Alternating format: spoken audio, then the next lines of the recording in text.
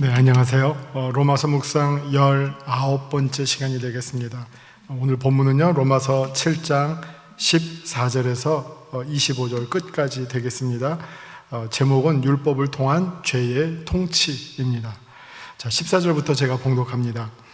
우리가 율법은 신령한 줄 알거니와 나는 육신에 속하여 죄 아래에 팔렸도다. 내가 행하는 것을 내가 알지 못하노니 곧 내가 원하는 것은 행하지 아니하고 도리어 미워하는 것을 행함이라. 만일 내가 원하지 아니하는 그것을 행하면 내가 이로써 율법이 선한 것을 시인하노니 이제는 그것을 행하는 자가 내가 아니요 내 속에 거하는 죄니라. 내 속 곧 내 육신에 선한 것이 거하지 아니하는 줄을 아노니 원함은 내게 있으나 선을 행하는 것은 없노라. 내가 원하는 바 선은 행하지 아니하고 도리어 원하지 아니하는 바 악을 행하는도다. 만일 내가 원하지 아니하는 그것을 하면 이를 행하는 자는 내가 아니요 내 속에 거하는 죄니라. 그러므로 내가 한 법을 깨달았노니 곧 선을 행하기 원하는 나에게 악이 함께 있는 것이로다. 내 속사람으로는 하나님의 법을 즐거워하되 내 지체 속에서 한 다른 법이 내 마음의 법과 싸워 내 지체 속에 있는 죄의 법으로 나를 사로잡는 것을 보는도다. 오호라 나는 곤고한 사람이로다. 이 사망의 몸에서 누가 나를 건져내랴. 우리 주 예수 그리스도로 말미암아 하나님께 감사하리로다. 그런즉 내 자신이 마음으로는 하나님의 법을 육신으로는 죄의 법을 섬기노라. 아멘. 말씀 요점을 먼저 보고 본문으로 들어갑니다. 말씀 요점. 이 본문은 많은 학자들이 고민하는 부분입니다. 속사람과 겉사람, 그 가운데 곤고한 사람으로 등장하는 그리스도인의 모습 속에서 우리가 바울을 보지만 또한 우리 자신도 바라보게 됩니다. 상한 심령이란 의와 거룩을 추구하나 수없이 좌절하고 넘어지는 무기력한 우리의 모습을 보며 절망하지만 반대로 예수 그리스도를 보며 감사와 승리의 노래를 부르게 되는 승리한 신앙인의 모습으로 맺고 있는 본문은 우리에게 용기와 소망을 주는 말씀입니다. 마치 어떤 그 시편의 형식 같아요. 막 탄식을 하고 안타까워하고 절망하고 하나님께 막 절규하고 애타게 부르짖는데, 그러나 그 마지막은 내가 정말 나의 구원의 하나님을 향하여 손을 들고 감사하고 찬양한다 하는 많은 시편의 찬양처럼 오늘의 이 본문 말씀도 사도 바울의 어떻게 보면 그 애타는 안타까움, 어떤 인간의 연약함, 인간의 마음속에서 순간순간 일어나는 그런 갈등적 상황, 그것들을 어떻게 보면 토로하고 고발하고 드러내면서, 그러나 그 어떤 절망의 상황 속에서 우리에게 살 힘을 주시는, 능력을 주시는, 소망을 주시는 하나님의 은혜에 대한 찬양으로 오늘 본문이 맺고 있습니다. 종교개혁자 루터는 오늘 이 본문을 보면서 아주 유명한 말을 남기죠. 그게 뭐냐면은 의인인 동시에 죄인이라고 하는 말을 남겼습니다. 의인인 동시에 죄인, simul justus et peccator라고 하는 말인데, 우리 그리스도인은 이게 지금 예수 믿기 전이 아닙니다. 예수 믿고 난 다음에 사람들의 신자의 마음의 상태를 지금 어떻게 보면 드러내고 고발하고 있는 건데요. 우리 그리스도인은 의인인 동시에 죄인이다. 나를 바라볼 때는 죄인이지만 그리스도를 바라볼 때는 우리가 의인이다. 나에게는 이 어떤 죄를 이겨낼 힘이 없어요. 그래서 나는 그냥 한낱 무기력한 죄인이에요. 넘어지기만 하고 죄에 넘어지기만. 그러나 우리가 그리스도를 바라볼 때 희망이 있고 소망이 생기고 용기가 생기고 믿음이 생겨서 또 죄와 싸워서 이겨내는, 또 성령의 다스림 속에서 자기 자신을 온전히 드리는 또 하나의 새로운 그리스도인의 모습을 보게 됩니다. 그래서 바울은 이 의인과 죄인이 어떻게 보면 이 믿음의 싸움을 싸워나가면서 하나님의 앞에 가기까지, 이게 바울이 말한 것처럼 선한 싸움, 달려갈 길을 다 달리고 나면 마지막에 의의 면류관을 하나님께서 예비하시고 우리에게 씌워주시는 것처럼 우리가 걸어가는 길은 이렇게 정말 속사람과 겉사람이 끊임없이 대결하고 다투고 싸워나가는 그런 상황 속에서 우리는 어떻게 보면 우리의 신앙의 삶을 이어가고 있다, 이렇게 말씀드릴 수 있겠습니다. 자, 여기에서 지금 갈등하고 있는 것을 바울이냐 우리냐, 예수 믿기 전이냐 예수 믿는 다음이냐, 여러 학자들의 의견이 있지만 이걸 너무 지나치게 막 엄격하게 따질 필요는 없고요. 저는 그냥 여기서 바울의 어떻게 보면 그냥 인간적인 모습, 아까도 제가 말씀드렸지만 또 이런 고민할 때 바울이 있고요, 또 담대하게 나를 본받으라 라고 자신 있게 말하는 바울도 있어요. 그게 서로 다른 바울이 아닙니다. 우리의 삶이 가지고 있는 다양한 모습들이에요.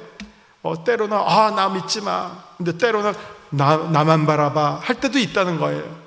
오늘 이 본문에서는 어떻게 보면 죄와 씨름하는 정말 한 평범한 그리스도인의 모습처럼 보지만, 그러나 그 가운데서 의를 소망하고 생명을 사모하는, 거룩을 사모하는 그런 또 어떻게 보면 그 갈등 상황에 있는 역동적인 그리스도인의 모습도 아울러 우리가 보게 됩니다. 자, 본문 14절부터 차례대로 살펴보겠습니다. 14절, 우리가 율법은 신령한 줄 알거니와 나는 육신에 속하여 죄 아래 팔렸도다. 자, 율법은 신령한데 그 율법을 가지고 누가 장난치느냐?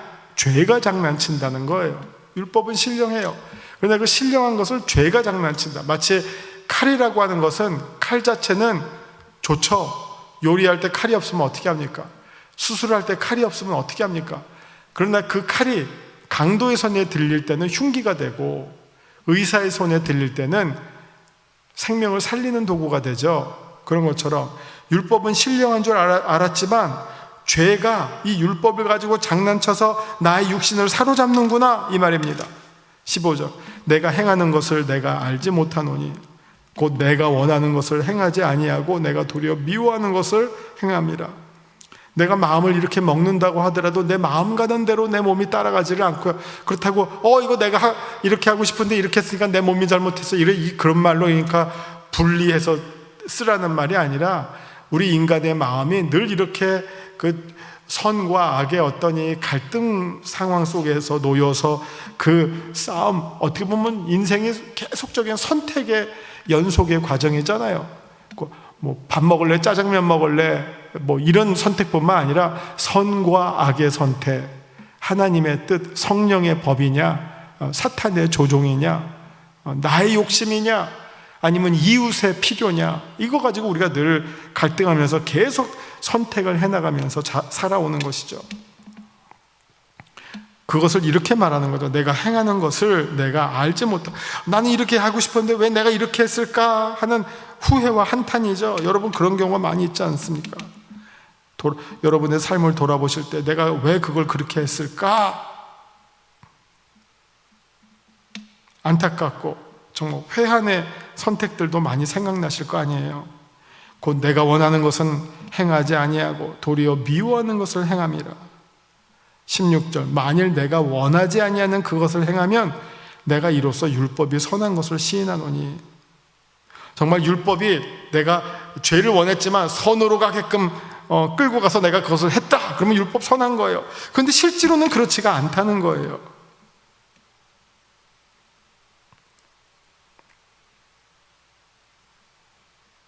(17절) 이제는 그것을 행하는 자가 내가 아니요 내 속에 거하는 죄다. 내 속 곧 내 육신에 선한 것이 거하지 아니하는 줄을 아노니 원함은 내게 있지만 선을 행하는 것이 없도다. 내 육신, 나의 정욕이 원하는 것, 그것은 선한 것과 너무 거리가 멀다. 그런데도 내 마음과 내 몸이 그것을 향해서 끌려가고 있도다. 그래서 이렇게 한탄하죠. 내가 원하는 바 선은 행하지 아니하고 도리어 원하지 아니하는 바 악을 행하는도다. 바울이 그렇다고 뭐 선한 일 하나도 안 했다고 하는 것이 아니라 지금 이런 것을 말하는 그 맥락과 컨텍스트에서 이렇게 말한다는 것이죠. 내가 원하는 바 선은 행하지 아니하고 도리어 원하지 아니하는 바 악을 행하는도다. 만일 내가 원하지 아니하는 그것을 하면 이를 행하는 자는 내가 아니요 내 속에 거하는 죄니라. 이것도 잘 이해하셔야지. 이거 내가 아니고 죄니까 이거 내가 한 거 아니야 하고 이거 좀 변명하는 상황이 아니라 죄가 얼마나 나를 지배하고 있느냐 그 상황을 말하는 것이죠. 이거 내가 예를 들어서 뭐 음주 운전 해놓고서 사고를 저질렀어요. 그러면서 이거 내가 한 게 아니라 술이 했다 이런 말이 아니라는 거예요. 그러면 그 술에 사로잡힌 내가 했다는 말이에요. 이 말은 지금 내가 아니요 내 속에 거하는 죄니라. 죄가 나를 사로잡아서 나를 이렇게 하도록 했다라고 해석하셔야 된다는 겁니다. 그러므로 내가 한 법을 깨달았노니 곧 선을 행하기 원하는 나에게 악이 함께 있는 것이로다. 의인인 동시에 죄인이죠. 선을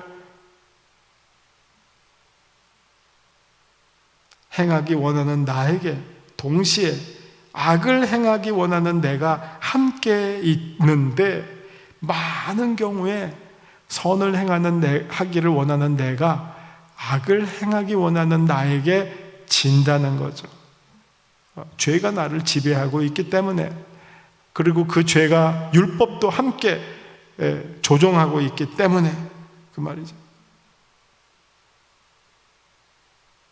그래서 22절 내 속사람으로는 하나님의 법을 즐거워하지만 내 지체 속에 한 다른 법이 내 마음의 법과 싸워 내 지체 속에 있는 죄의 법으로 나를 사로잡는 것을 보는도다. 마치 지금 바울이 관객처럼 지켜보는 제3자의 관점으로 자기 마음속에서 어떤 일이 일어나고 있는지를 관찰을 하고 있는 거죠.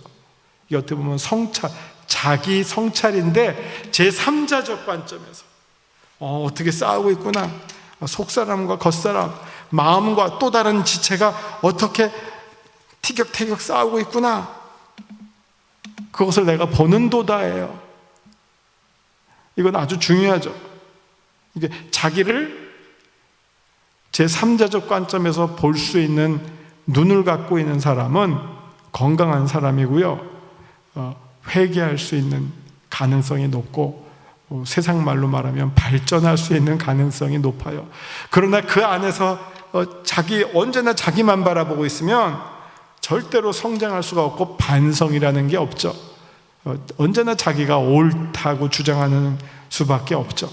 그러나 그걸 제3자 관점에서 보면 너는 이게 옳다고 생각하는데 또 다른 너는 그게 틀리다고 하는구나. 그럼 뭐가 옳지? 그걸 내가 보게 되는 거죠. 3자의 관점에서. 지금 그 설명을 하고 있는 겁니다. 내 22절, 23절 내 속사람으로는 하나님의 법을 즐거워하지만 내 지체 속에 한 다른 법이 내 마음의 법과 싸워서 내 지체 속에 있는 죄의 법으로 나를 사로잡는 것을 보는도다. 그걸 봤어요. 죄가 많은 경우에 죄가 이기는구나. 그래서 죄를 짓게 된 거구나. 그걸 봤어요. 24절 오호라 나는 곤고한 사람이로다. 이 사망의 몸에서 누가 나를 건져내랴. 여러분 이게 아주 중요한 설명이죠. 이게 그래서 제가 아까 시편이라고 했는데 인간의 절망의 끝은 하나님의 소망의 시작입니다. 지금 바울이 자기 자신을 보면서 절망해요. 내 안에 속사람이 하나님의 뜻을 선한 것을 원하는데 또 다른 지체가 죄를 원해요. 근데 가만히 보니까 죄가 이겨버려요. 그러니까 나는 어떤 사람입니까? 죄의 힘없는 사람이에요. 이게 상한 심령이에요. 죄에 상해버렸어요. 상처받은 영혼이에요. 곤고한 사람이에요. 내가 그렇게 막 힘있고 대단하지가 못해요. 나 믿을 바가 못 돼요. 나 별 볼 일이 없네요. 자랑할 게 하나도 없네요. 자기의 의와 자기의 선과 자기의 거룩을 자랑할 게 하나도 없네요. 그 말이에요. 누가 나를 건져내랴? 나로서는 안 되겠다. 이게 물에 빠진 사람이 자기가 헤엄쳐서 나오면 누구 건져낼 것 찾습니까? 그냥 헤엄쳐서 나오면 되지. 그러나 헤엄쳐 나올 길이 없어요. 누가 건져주지 않으면 그 수렁에서 빠져나올 수가 없어요. 이게 나의 절망의 마지막이죠. 그런데 그 다음에 25절, 우리 주 예수 그리스도로 말미암아 하나님께 감사리로다.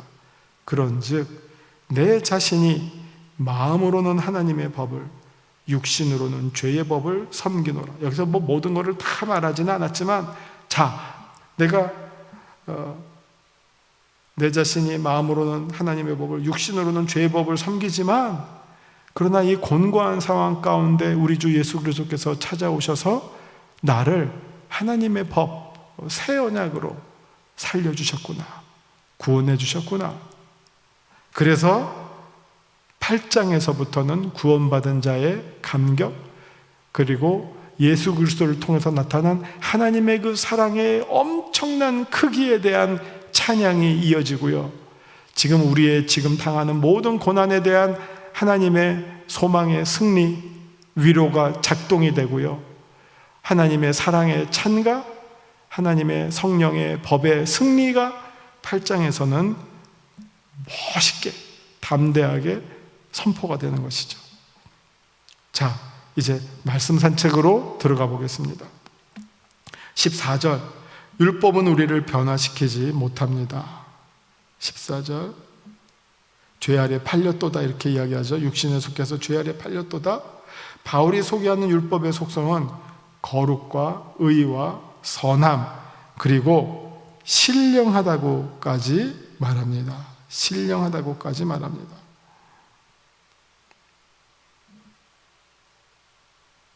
앞선 세 개의 성격, 율법이 거룩하고 의이고 선합니다는 것은 동의하는데 갑자기 신령하다라고 하는 말까지 나옵니다. 우리가 율법은 신령한 줄 알거니와. 진짜? 그렇게 되는 거죠. 그럼 왜 신령하다고 하는 이 말은 무슨 뜻일까요? 이것은 율법이 우리의 겉사람만이 아니라 속사람, 즉 내적 행동, 영적인 면까지도 관계하고 있기 때문이죠. 우리의 본성은 육적입니다. 율법은 우리의 옛 본성을 바꾸지 못하고 오히려 우리의 옛 본성이 얼마나 죄인인가를 드러낼 뿐입니다. 율법은 우리로 하여금 선을 행하는 데 도움을 주지 못합니다. 바울은 죄가 우리 안에 거한다는 표현을 3번이나 합니다. 14절과 나는 육신에 속하여 죄 아래에 팔렸도다. 죄 아래에 있다고 하는 표현을 3번이나 합니다. 14절과 18절과 20절에서 말합니다. 바울은 8장에서 성령이 우리 안에 거한다고 이야기합니다. 그러니까 정반대로 이제 다시 나가는 것이죠. 그러나 성령은 율법이 할 수 없는 그것을 승리 안에서 살아가게 한다라고 말합니다. 여기서 등장하는 나는 자아분열중인 나가 아닙니다. 뭐 이루고 싶은데 저런다, 저러고 싶은데 이런다, 이게 자아분열인데, 그런 자아분열적인 나가 아니라 그리스도인의 2가지의 심각한 문제를 안고 있다고 하는 것을 가리키는 말입니다. 즉 원하지만 원하는 선을 할 수 없고, 원하지 않지만 원하지 않는 악을 결국 하게 되는 이런 상황을 가리키고 있는 말입니다. 바울은 자신도 율법을 지키려고 애를 썼지만 바리새인 중에 바리새인이요, 또 누구보다도 율법학자 가운데 율법학자인데 애를 썼지만 결코 그것을 완수할 수 없었음을 고백합니다. 그런 점에서 그는 자기 안에서 오히려 거룩이 아니라 악이 존재했었다고 하는 사실을 깨닫게 되는 것이죠. 21절에서부터 24절, 율법은 결코 우리를 자유롭게 해주지를 못합니다. 죄의 법이 자신을 사로잡는 것을 오히려 보게 되죠. 그러나 예수 그리스도께서 우리를 이 사망의 몸에서 우리를 건져주십니다. 25절은 우리의 몸이 이중적으로 사용된다는 것을 말하는 것이 아닙니다. 정신분열증도 아니고요, 뭐 이랬다 저랬다 한다는 것도 아니고요, 내 몸이 이렇게 썼다 저렇게 썼다 말하는 것을 가리키는 말이 아닙니다. 우리가 육과 영의 싸움 속에서 성령의 지도하에 우리 자신을 순종하는 것을 궁극적으로 노래한다는 그 고백을 듣게 됩니다. 자, 오늘 이 말씀을 통해서 한번 적용해 볼 말씀을 한번 생각해 보죠. 말씀 적용. 하나님은 어떤 분이십니까? 25절을 한번 보시면 우리 주 예수 그리스도로 말미암아 하나님께 감사리로다. 그런즉 내 자신이 마음으로는 하나님의 법을, 육신으로는 죄의 법을 섬기노라. 여기서 하나님은 우리에게 예수 그리스도를 보내주셔서 우리로 하여금 육신의 법을 이기고 하나님의 법에 따라 살도록 우리에게 선한 감동을 주시는 분이십니다. 그러면 누가 감동을 받습니까? 곤고한 심령을 가진 자가 감동을 쉽게 받죠. 마음이 그냥 단단한 사람은 하나님의 감동이 오지를 않죠. 하나님의 감동이 왔다가도 튕겨나가요. 그러나 그 마음이 찢어졌어요. 상해 있어요. 정말 뭔가 갈급해요. 그럴 때 성령님께서 찾아오십니다. 성령님의 이름이 무엇입니까? 보혜사, 위로해 주시는 분이에요. 옆에서 우리를 도와주시는 분이에요. 공고한 심령을 갖고 있는 자에게, 죄에 무너져 버린 자에게 죄를 이기게 새 힘을 불어넣어 주시는 분이 성령님이십니다. 그러나 반대로 나 잘 살고 있어, 잘 지키고 있어, 나 꽤 거룩한 사람이고 나만큼만 예수 믿으라고 해 라고 하는 사람에게 성령님은 들어오실 자리가 없겠죠. 오히려 우리가 정말 바리새인 옆에서 울며 회개했던 세리의 기도처럼 상한 심령, 공고한 마음을 갖고 있는 자에게 성령님께서 찾아오셔서 감동을 주시고 그 안에 거하시게 됩니다. 바울이 노래한 25절의 찬양이 바로 그런 찬양이라고 보시면 되겠습니다. 자, 내게 주시는 교훈은 무엇입니까? 23절. 자, 23절의 내용은요, 내 지체 속에 한 다른 법이 내 마음의 법과 싸워 내 지체 속에 있는 죄의 법으로 나를 사로잡는 것을 보는도다. 자, 신앙생활이라고 하는 것이 우리의 속사람과 겉사람이 끊임없이 싸워나갈 때 육신의 법보다 하나님의 법을 더 섬기도록 자신을 성령의 다스림 아래에 두는 것을 연습해 나가는 삶을 말합니다. 아주 길죠. 우리가 속사람과 겉사람이 막 싸워요. 그럴 때 육신의 법을 쫓는다면 우리의 이제 속사람과 겉사람의 싸움 속에서 겉사람이 이기겠지만, 그러나 하나님의 법을 더 섬기고 성령의 다스림 안에 자기를 두는, 그 밑에 두는 것을 우리가 매일매일 연습해 나간다면 우리의 속사람이 오히려 더 새로워지고, 정말 하나님의 누구든지 그리스도 안에 있는 자는 새로운 피조물이라 이전 것은 지나갔으니 보라 새 것이 되었도다라고 말씀하신 것처럼 우리가 그리스도 안에 성령의 다스림 아래에 처하게 된다면 새로운 피조물이 되어서 하나님의 영광을 마음껏 드러내는 그런 신앙인들, 세상의 빛과 소금이 되는 그런 신앙인들이 반드시 될 줄 믿습니다. 기도하시겠습니다. 하나님, 우리의 신앙생활이 선한 믿음의 싸움을 끊임없이 해나간다는 사실을 기억하고 마지막에는 끝내 승리하는 믿음의 사람들이 모두 되도록 하나님 늘 말씀의 전신갑주를 입게 하여 주시고 성령의 검과 또 성령의 두루마기로 하나님 보호하여 주시옵소서. 예수님 이름으로 기도합니다. 아멘.